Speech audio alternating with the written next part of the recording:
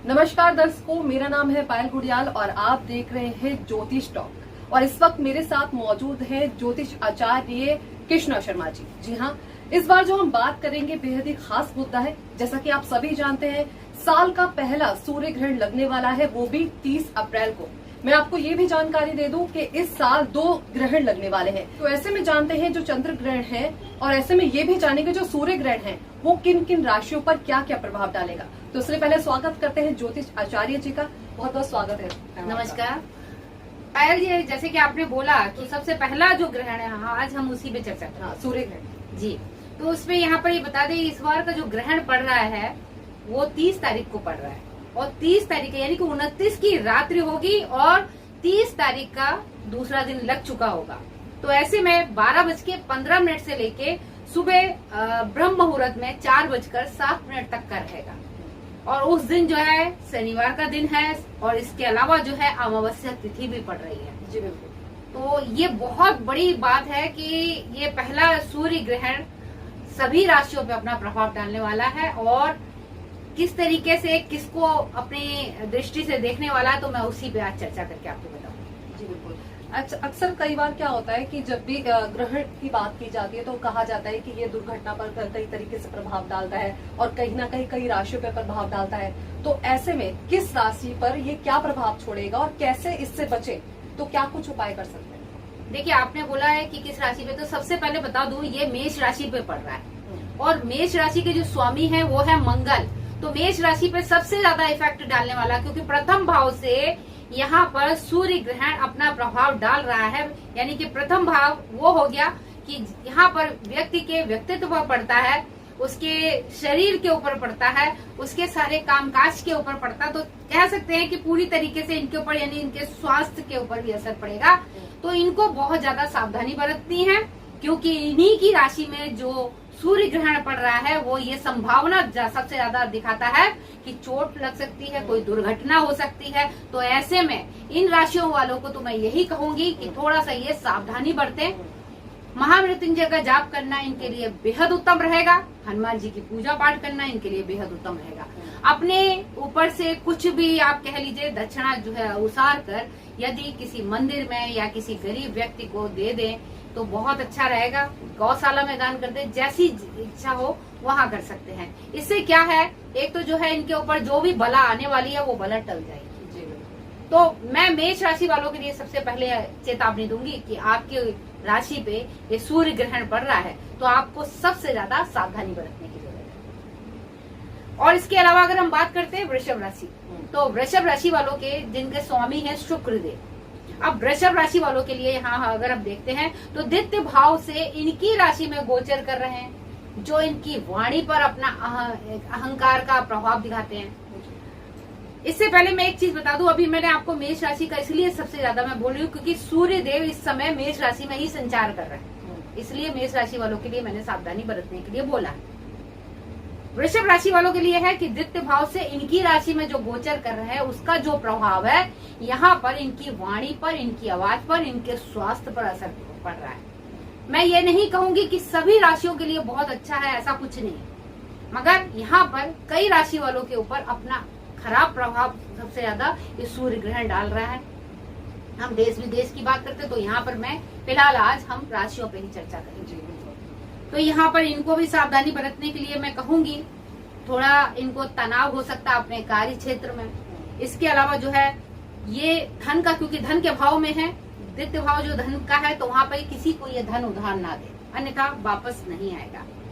इनकी आर्थिक स्थिति सामान्य रहेगी, मगर जहाँ तक कहते हैं नौकरी पर, व्यापार पर असर पड़ता हुआ दिखाई देता है। इनके लिए अगर मैं कहूँ कि खास उपाय क्या होना चाहिए, तो इनके लिए खास उपाय ये है कि ये चावल, चीनी, इसका जो है अगर आप दान करते हैं तो आपके शुक्र ग्रह को और ज्यादा प्रबल बनाता है। किसी मंदिर में अगर आप दान करके आए, जरूरतमंद को भी दे सकते हैं, ये इनके लिए बेहतर होगा वृषभ राशि वालों जी। और इसके अलावा जो है हमारी जो तीसरी राशि है, तो मिथुन राशि वालों के लिए यहाँ पर मैं बता दूं कि मिथुन राशि वालों आपके तृतीय भाव से, पराक्रम के भाव से यहाँ पर सूर्य ग्रहण अपना प्रभाव डाल रहा है। तो यहाँ पर राहु जो है आपके तृतीय भाव में अपना असर डालेगा। राहु और सूर्य देव दोनों ही अपना प्रभाव डालेंगे। तो यहाँ भाई बहनों के साथ में थोड़ी अनबन हो सकती है, क्योंकि तृतीय भाव भाई बहनों का होता है, आपके पराक्रम का होता है। यहाँ खर्च ज्यादा होगा, आर्थिक स्थिति आपकी थोड़ी बहुत कमजोर हो सकती है। इनके लिए यही बोलेंगे, पराक्रम पे असर पड़ रहा है तो आपके लिए सबसे अच्छा है कि आपने जो है तांबे के जो पात्र में जल भरकर उसमें आपने रोली, लाल रक्त चंदन जिसे कहते हैं, और अक्षर डालकर और थोड़ा सा गुड़ डाल दीजिएगा। आपने सूर्य देव को कम से कम 11 रविवार तक आपने जल चढ़ाना है, जो आपके लिए बेहद उत्तम रहेगा, जो आपके पराक्रम को बढ़ाएगा। सूर्य देव की पूजा आराधना करना है इनके लिए। इसके बाद अगर हम बात करें कर्क राशि की, तो कर्क राशि चतुर्थ भाव, इनके राशि के स्वामी होते हैं चंद्रमा, क्योंकि ये भी प्रभावित हो रहे हैं, क्योंकि चंद्रमा जो है और सूर्य इन दोनों के ऊपर ग्रहण लग रहा है। अब ऐसे में इनको क्या करना है कि आप जो है अपनी सुख सुविधा, चतुर्थ भाव वाहन का कारक होता है, माता का कारक होता है और मकान का कारक होता है। तो यहाँ पर जो है आपके सुख सुविधा की जो चीजें हैं उनमें कमियां दिखाई देती हैं। यहाँ पर आपके माँ के स्वास्थ्य पर असर पड़ता हुआ दिखाई देता है। इसके अलावा ये भी है, दुर्घटना के योग भी बनता हुआ नजर आते हैं, इसलिए इनको वाहन चलाना है तो सावधानी बरतनी है। इनके लिए भी यहाँ बता दें, भगवान शिव की पूजा आराधना करना, उनके ऊपर जल चढ़ाना, उनके ऊपर गंगा जल चढ़ाने के साथ साथ आपने एक काम जरूर करना है, महामृत्युंजय का जाप करना, वो भी रुद्राक्ष की माला पे और अपने गले में धारण करना। ये इनके लिए बेहद उत्तम रहेगा, क्योंकि इनका चंद्रमा कहीं ना कहीं उस समय और ज्यादा कमजोर हो जाता है। ये 15 मई तक रहेगा। ऐसा असर इनके ऊपर जो संकट है जिन राशियों के लिए मैं बता रही हूँ वो 15 मई तक रहेगा। अच्छा, यानी कि सूर्य ग्रहण के साथ साथ चंद्र ग्रहण जो है वो भी इन राशियों पर काफी प्रभाव डाल रहा है। नहीं, ऐसा नहीं, अभी प्रभाव मतलब ये जब ग्रहण लगता है सूर्य और चंद्रमा के बीच में, जब धरती का जिस तरीके से ग्रहण का योग बनता है, उसी तरीके से मैंने ये आपको बताया कि 15 मई को जब दूसरा ग्रहण लगेगा तो अलग से फिर राशियों के ऊपर अपना प्रभाव डालेगा। जी।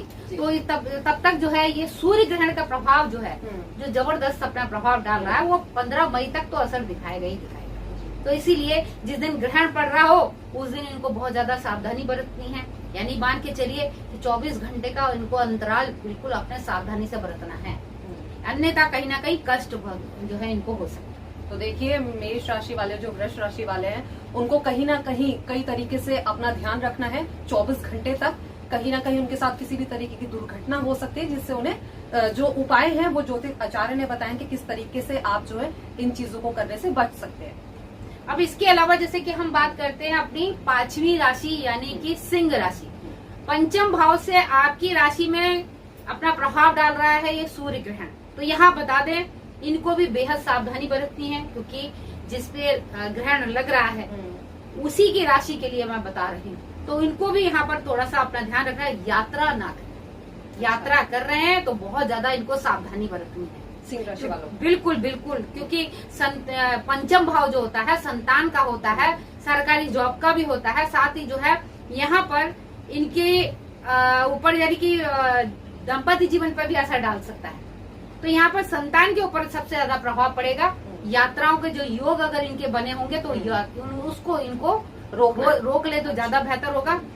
अपने विद्यार्थियों का भी ये घर कहलाता है, तो इसलिए जो विद्यार्थी वर्ग के लोग हैं उनको बहुत ज्यादा कड़ी मेहनत करनी पड़ेगी। उनको सफलता के यहाँ पर चांसेस बहुत कम नजर आ रहे हैं। संतान किसी की अगर होने वाली है सिंह राशि वालों को, तो यहाँ पर उनको भी मैं सावधानी बरतने के लिए बोलेंगे। अच्छा, एक ग्रहण जब होता है तो कहते हैं जब गर्भवती महिलाएं होती हैं, हाँ, उनको बहुत सावधानी बरतनी चाहिए। बिल्कुल, चाहे वो देश में पड़े चाहे विदेश में पड़े हो, मगर उनको सावधानी इसलिए बरतनी है क्योंकि सूर्य और चंद्रमा अलग नहीं है और उसका प्रभाव तो पड़ता ही पड़ता है। उसकी जो किरणें हैं चाहे कहीं भी हो, उसका प्रभाव बच्चों के ऊपर जरूर पड़ता है। तो कहते हैं काटने का, सिलने का, सोने का, ये काम, जलाने का, ये 3-4 काम नहीं करने चाहिए। जितना हो सके कि हम अच्छा यानी कि अपने भागवत पढ़ सकते हैं, पूजा पाठ कर सकते हैं, वो ज्यादा अच्छा रहता है। तो गर्भवती महिलाएं जो है पूरी तरीके से इस बात का ध्यान रखें कि जब भी चंद्र ग्रहण और सूर्य ग्रहण लगे तो उनको इन 3 चीजों से बचना चाहिए। आपको सिलना नहीं है, काटना नहीं है, आपको ये जो चीजें हैं इन सभी बातों का ध्यान रखना है। इसके अलावा और भी जो है राशियां बची हैं उनके बारे में भी जान लेते हैं। ज्योतिष आचार्य जी, आप मुझे ये बताएं, सिंह के बाद बात आती है कन्या राशि की, तो कन्या राशि वाले जो है उनके लिए सूर्य ग्रहण क्या लेकर आ रहा है? देखिए कन्या राशि वाले जो है, यहाँ बता दें आपके छठे भाव से सूर्य ग्रहण अपना प्रभाव डाल रहा है। छठा भाव रोग का होता है, ऋण का होता है, शत्रु का होता है। तो यहाँ पर इनको मैं बोलूंगी कि अपना स्वभाव अच्छा रखें। शत्रु जो है आपके सक्रिय हो सकते हैं। इसके अलावा यहाँ बता दें कई चीजें इनको परेशानियों में डाल सकते हैं। कोर्ट कचहरी के केस में भी फंसाने की कोशिश कर सकते हैं। हेल्थ पर भी इनको ध्यान देने की जरूरत है, क्योंकि कहीं ना कहीं इनकी हेल्थ पर असर पड़ेगा। और इस दौरान किसी से कर्जा मत लीजिएगा। कर्जा अगर आपने ले लिया तो चुकाने में बहुत समय लगेगा। कहीं ना कहीं वो कर्जा आपके लिए जी का जंजाल बन सकता है। तो इनके लिए तो मैं ये बोलूंगी, आप कोशिश ये करें कि इन सब चीजों से दूर रहें। किसी से पैसा नहीं उधारी लेना है। आर्थिक समस्या आपकी जो है बन जाएगी।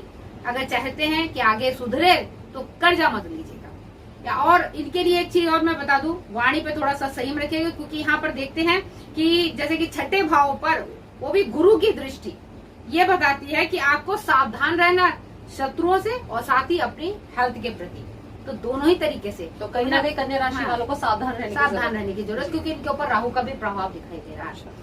अब यहाँ मैं इनको अगर कहती हूँ कि उपाय क्या करें, तो इनके लिए उपाय यही बोलूंगी कि अगर आप हो सके तो गेहूं जो है आप ले लीजिए 1.25 किलो के करीब, या अगर हो सके तो पूरा यानी कि 5.25 किलो या 10 किलो गेहूं लेकर उसमें थोड़ा गुड़ रखकर और गंगा जल से 3 बार आचमन करके अपना जो है इष्ट देव का नाम, अपना नाम लेके फिर उसके बाद किसी भी मंदिर में जाकर ये दान कर दे या फिर जाके गाय को खिला दे।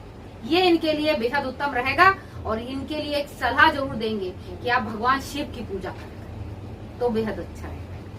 तो कहीं ना कहीं कन्या राशि वाले जो लोग हैं वो भगवान शिव की आराधना करने से इस ग्रहण से बच सकते हैं। इसके अलावा बात करें आगे की राशि की, तो आगे की राशि के लिए क्या कुछ है? तुला राशि आती है। तुला राशि 7वें भाव से इनकी राशि में अपनी दृष्टि डाल रहे हैं सूर्य ग्रहण। तो ये जो है अपने जीवन साथी के साथ दाम्पत्य जीवन पर असर डाल रहा है। जीवन साथी के साथ में आपकी जो कलह कलेश हो सकता है, वाद विवाद हो सकता है। कहीं ना कहीं जो दिक्कत जो है आपके जीवन साथी के साथ में जो आएगी वो अहम को लेकर, आपका अहंकार, आपका अहम कहीं ना कहीं आपके जीवन साथी के साथ में कलह कलेश करा सकता है। इसलिए वाणी पे थोड़ा संयम रखिएगा। और धोखे और झगड़े से बचने के लिए मैं इनको सलाह दूंगी। हो सकता है ज्यादा उत्साहित होकर कुछ अगर कहीं पैसा निवेश करेंगे तो इनको वापस नहीं मिलेगा। कोई ना कोई इनके साथ धोखा हो सकता है। कुछ सामान खोने की भी यहाँ पर ऐसी योग बनते हुए नजर आ रहे हैं। और रिश्तों को अगर आप बचाना चाहते हैं तो अहंकार को थोड़ा सा इनको छोड़ना पड़ेगा। आपके लिए क्या है कि आपने चीनी और दही, इन 2 चीजों का अगर कोशिश करें, दूध भी अगर आप जो है भगवान शिव पे चढ़ाते, चीनी, दूध और दही, ये 3 चीजें आपने जिस दिन जो ग्रहण पड़ रहा है उस दिन आपने ये सारी चीजें ले लेनी है। अपना हाथ लगाकर सुबह प्रातःकालीन भगवान शिव के मंदिर में जाकर शिवलिंग पे चढ़ा देना, जो इनके लिए बेहद उत्तम रहेगा। कुछ दक्षिणा जरूर रखनी है। दक्षिणा इनके लिए इसलिए जब भी हम कोई दान पुण्य करते हैं तो दक्षिणा जरूर होनी चाहिए। तो इसलिए मैं इनको ये सलाह दूंगी। तो कहीं ना कहीं तुला राशि वाले जो लोग हैं उनको इस तरीके से उपाय करने से सूर्य ग्रहण जो है उसका प्रभाव कई हद तक कम हो सकता है। इसके अलावा बात करें आगे की राशि की, तो और क्या कुछ कहना है? वृश्चिक राशि वालों के लिए वृश्चिक राशि वालों के लिए बताएंगे अष्टम भाव जो आयु का घर कहलाता है, दुर्घटना का घर कहलाता है। यहाँ पर इनको मैं बोलूंगी उस दिन कोशिश ये करें कि आप यात्रा स्थगित कर दें। और इसके अलावा आप किसी के वाद विवाद में ना पड़े, क्योंकि कहीं ना कहीं जो है पुरानी चीजें उखड़कर आपके जीवन में कहीं ना कहीं संकट डाल सकती है। शादीशुदा अगर व्यक्ति है तो उनके जीवन में ये मान लीजिए कि थोड़ा बहुत परेशानी आ सकती है, क्योंकि शादीशुदा जो लोग हैं उनके जीवन साथी के साथ में कलह कलेश हो सकता है। ससुराल पक्ष की तरफ से थोड़ा सा कलह कलेश हो सकता है। इसके अलावा यात्रा करने से तो मैंने इनको बोल दिया कि थोड़ा बचे, चोट लगने की संभावना यहाँ दिखाई देती है। किसी के साथ में यानी कि वाद विवाद होगा तो शत्रु इनके सक्रिय हो जाएंगे। इनको इस चीज की सलाह देते हैं, क्योंकि जैसे मंगल के लिए बोला, मेष राशि के लिए बोला, सेम इनके लिए भी है। अच्छा, वृश्चिक राशि? हाँ बिल्कुल बिल्कुल, क्योंकि थोड़ा इनको सावधानी बरतनी है। और इनके लिए खास उपाय यह है कि हनुमान चालीसा का, बजरंग बाण का पाठ करना इनके लिए बेहद उत्तम रहेगा। साथ ही भगवान शिव की पूजा तो करें, बजरंग बाण का पाठ इनके लिए जीवनदायी हो सकता है।